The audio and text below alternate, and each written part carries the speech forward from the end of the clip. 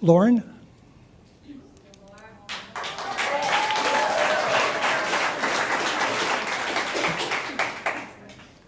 Wow. Welcome back. Okay, good evening. I'm gonna put my glasses on. You know my favorite thing here is the mic, just lowering it a little bit, okay. So, good evening, Lauren Rosolen Center Road.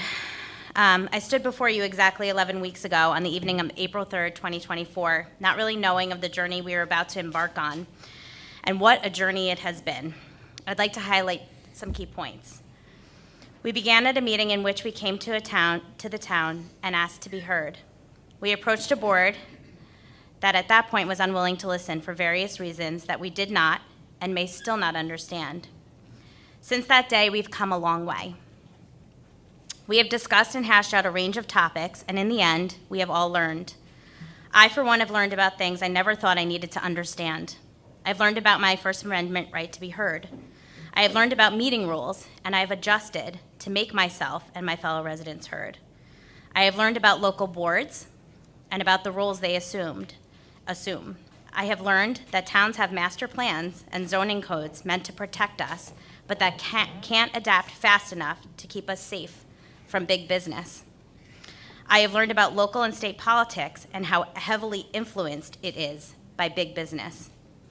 I have learned about moratoria, its purpose, and why it exists. I have learned about state legislation, how it currently reads, and how it may read in the future. I have also learned that at the end of the day, I'd like my state to continue to allow for home rule, as it always has been, so that our elected local officials can engage in the exact process that I just described, so that we can make progress together, so that our voices, our safety, and our concerns can be heard. On that note, I have learned more about the dangers of lithium-ion batteries than I have ever wanted to know.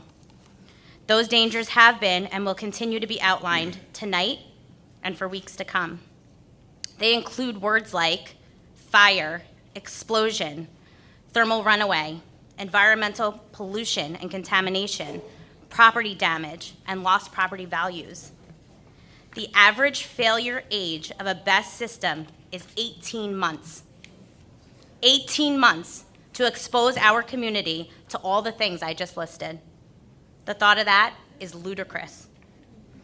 And that is why we all stand before you tonight.